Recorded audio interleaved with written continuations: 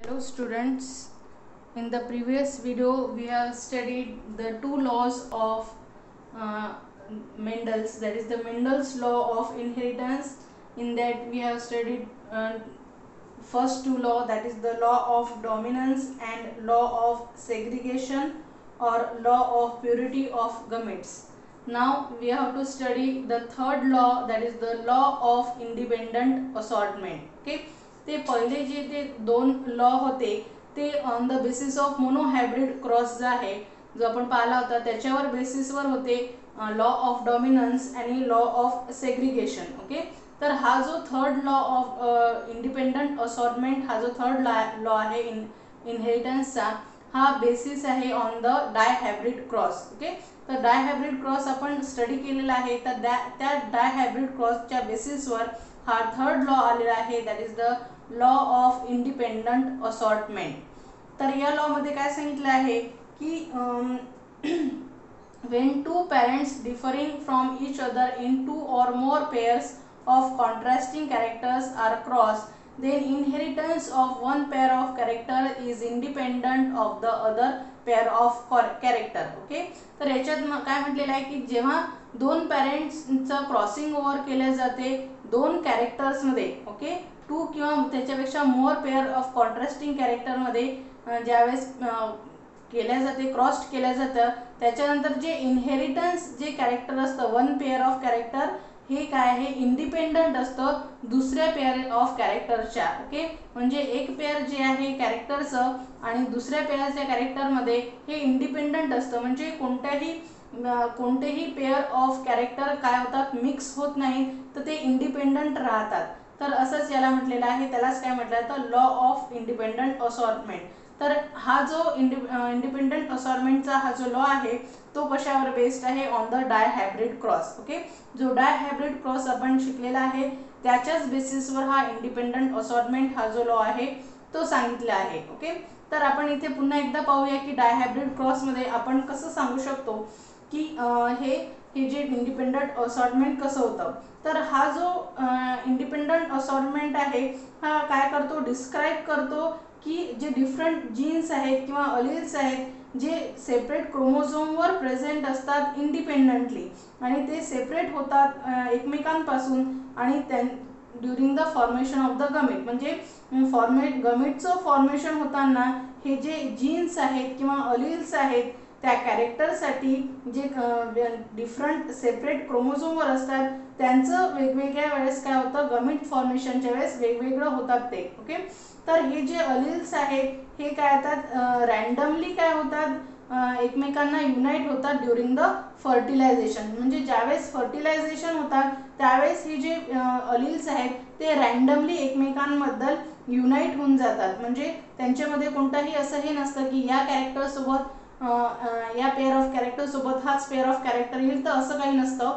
तर ते रँडमली काय होत असतात की फर्टिलायझेशनच्या वेळेस ते अलिल्स काय होतात युनाइट होत असतात किंवा एकत्र येत असतात.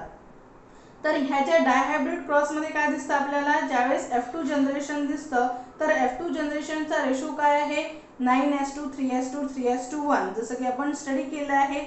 तर हे काय सांगतं आपल्याला की दोन पेअर कॅरेक्टर जे आहेत हे एकमेकांपासून वेगवेगळे असे बिहेव करतात. ओके, म्हणजे ते जे कॅरेक्टर आहे आता हे 9:3:3:2, 3:1 या फिनोटिपिक रेशोमधून आपल्याला दिसतं की वेगवेगळे जे कॉम्बिनेशन्स आहेत कॅरेक्टर्सचं ते आपल्याला आलेलं दिसतं आणि हे जे बिहेव करतात ते इंडिपेंडंटली बिहेव करतात.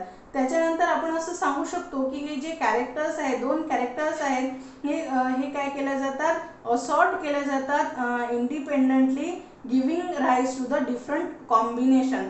तर हे जे कॅरेक्टर्स आहेत यांचं काय होते असॉर्टमेंट होते म्हणजे काय की वेगवेगळेपणा येतो त्यांच्यामध्ये आणि जे असॉर्टमेंट झाल्यानंतर हे आपल्याला डिफरंट कॉम्बिनेशन्स आपल्याला इथे पाहायला मिळतात. ओके, तर आपण हे एक्झाम्पल पाहूया.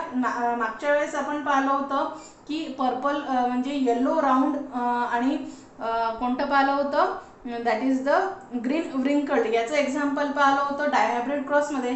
तर यावेळेस आपण पाहूया टॉल रेड आणि डॉर्फ व्हाईटचं, म्हणजे टॉलनेस आणि रेड कलरचा फ्लावर आणि डॉर्फ आणि व्हाईट कलरचा फ्लावर या दोन पेअर ऑफ काय आहेत कॅरेक्टर्स इथे घेतलेले आहेत. ओके, तर फिनोटाइप ऑफ पेरेंट्स काय आहे, टॉल रेड आणि डॉर्फ व्हाईट. ओके, तर जिनोटिपिकली आपल्याला काय दिसेल, हा कॅपिटल टी आणि कॅपिटल आर आणि हा डॉर्फ म्हणजे स्मॉल टी आणि व्हाईट म्हणजे स्मॉल आर दिसेल. ओके, त्याच्यानंतर दोन असे गमिट्स इथे तयार होतील, that is the T R. Okay, हा एक कॅपिटल टी आणि कॅपिटल आर पासून, एक स्मॉल टी आणि स्मॉल टी पासून आलेला आहे.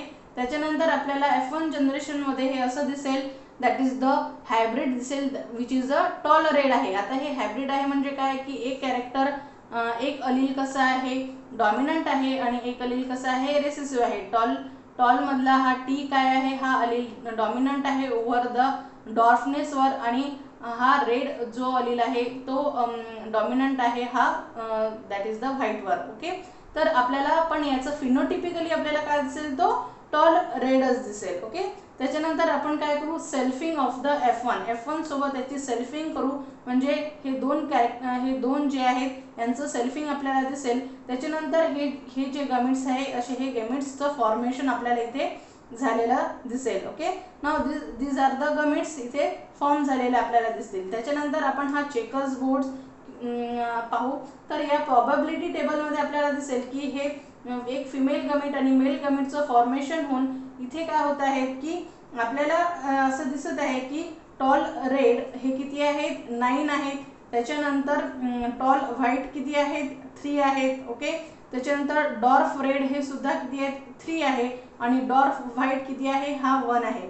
तर या फिनोटिपिक रेशोवरून आपण सांगू शकतो की वेगवेगळे जे कॅरेक्टर्स आलेले आहेत, ओके, म्हणजे जे कॅरेक्टर आहे, वन पेअर ऑफ कॅरेक्टर हे इंडिपेंडंट आहे दुसऱ्या पेअरच्या कॅरेक्टर म्हणजे इथे टॉल सोबत व्हाईट सुद्धा कंबाईन होऊ शकतो किंवा डॉर्फ सोबत रेड सुद्धा, म्हणजे एक काय होऊ शकतो, डॉमिनंट सुद्धा कॅरेक्टर राहू शकतो, दुसरा रेसेसिव्ह सुद्धा राहू शकतो आणि एक रेसेसिव्ह असू शकतो तर दुसरा डॉमिनंट राहू शकतो. असं आपल्याला इथे कॉम्बिनेशन इथे पाहायला मिळतात. म्हणजे काय की इथे हे कशामुळे दिसत आहे आपल्याला, कारण की या लॉ ऑफ इंडिपेंडंट असॉर्टमेंट मध्ये, तर याच्यामध्ये काय दिसत आहे आपल्याला की हे जे डिफरंट कॉम्बिनेशन्स आलेले आहेत दोन कॅरेक्टर्सचं, हे कशामुळे झालेलं आहे, consideration are the assorted by the independently. ओके, हे जे असॉर्टमेंट झालेलं आहे इंडिपेंडंटली, त्याच्यामुळे आपल्याला हे जे डिफरंट कॉम्बिनेशन्स आहेत कॅरेक्टर्सचं ते आपल्याला दिसत आहेत. म्हणजे टॉल रेड सुद्धा दिसत आहेत,